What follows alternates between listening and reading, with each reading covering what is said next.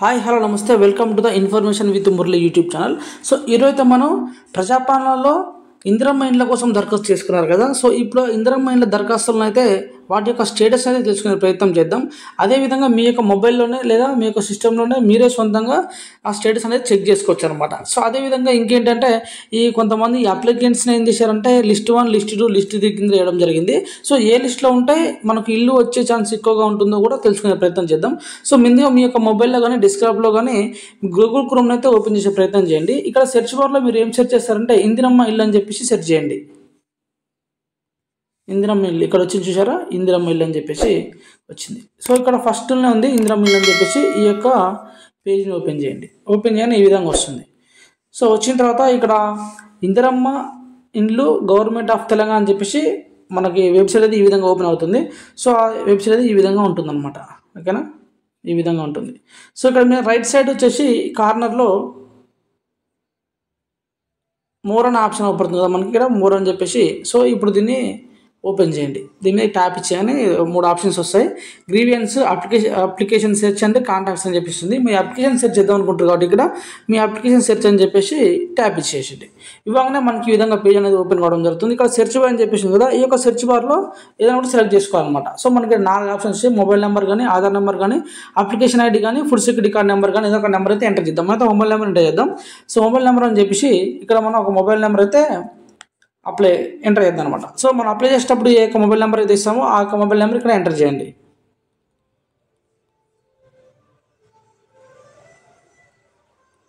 Okay, so enter చేసిన తర్వాత ఇక్కడ గో అని చెప్పేసి అనగానే మనకి ఈ పేజ్ అనేది ఈ విధంగా రావడం జరుగుతుంది.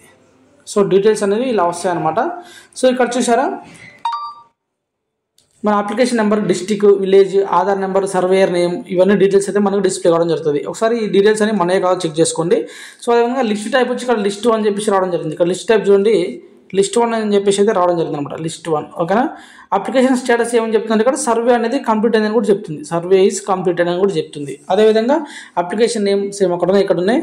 Next FSC card number, mobile number అవన్నీ డిస్ప్లే అవుతాయి.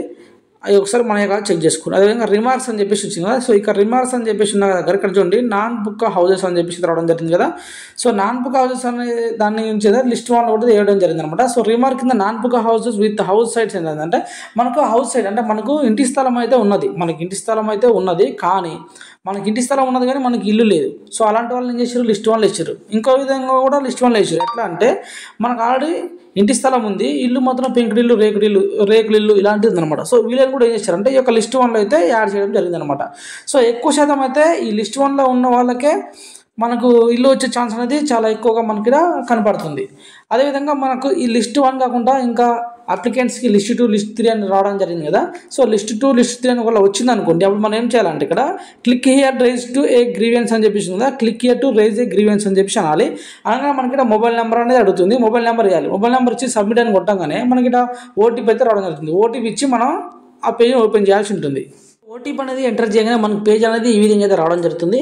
సో ఇక్కడ కొన్ని డీటెయిల్స్ అయితే మనం ఫిల్ చేయాల్సి వస్తుంది అనమాట. ఏంటంటే ఇది అప్లైడ్ ఇన్ ప్రజాపాలన, మీరు ప్రజాపాలన అప్లై చేసుకున్నారా అని చెప్పేసి అంటే ఎస్ అని చెప్పేసి అనాలి. నెక్స్ట్ ఆధార్ కార్డ్ నెంబరు, మన డిస్టిక్, మండల్, మున్సిపాలిటీ, అదేవిధంగా గ్రామ పంచాయతీ అయితే గ్రామ పంచాయతీ, వార్డు అయితే వార్డు అని సెలెక్ట్ చేసుకోవాలి. అదేవిధంగా అప్లికేషన్ నేమ్ ఎంటర్ చేయాలి.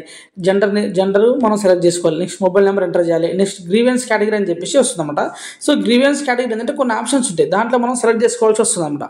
సో గ్రీవెన్స్ కేటగిరీ అనగానే మనకి ఈ విధంగా అయితే రావడం జరుగుతుంది. దాని మీద క్లిక్ చేయాలి. సో దాంట్లో ఇవన్నీ ఉంటాయి అనమాట. సో గ్రీవెన్స్ కేటగిరీ అంటే ఏంటంటే మెయిన్ ముఖ్యంగా మనం చూసినట్టయితే సో మనం లిస్ట్ 1 రాకుండా లిస్ట్ 2, లిస్ట్ 3 అయితే మన నేమ్ అయితే రావడం జరుగుతుంది కదా. సో అది వచ్చినప్పుడు ఏంటంటే మనకి ఇల్లు అనేది కొంచెం రావడం కొంచెం లేట్గా వచ్చే అవకాశాలు ఎక్కువ ఉంటాయి, అంటే లేట్ అవుతుంది అనమాట. సో అప్పుడు ఏం చేయాలి, మనం కంప్లైంట్ చేయాల్సి వస్తుంది అనమాట. ఈ గ్రీవెన్స్ అనేది కంప్లైంట్ గురించి ఇది.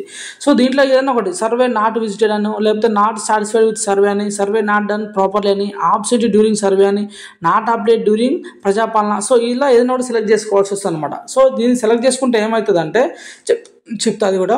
సో దీంట్లో ఏదైనా సెలెక్ట్ చేసుకోవాలి. సెలెక్ట్ చేసుకున్న తర్వాత ఏం చేయాలి, మళ్ళీ కింద మన అడ్రస్ ఇవ్వాలి. అదేవిధంగా డిస్క్రిప్షన్ ఇంకో ఆప్షన్ ఉంటుంది ఇక్కడ, డిస్క్రిప్షన్ అని చెప్పేసి ఉంది కదా.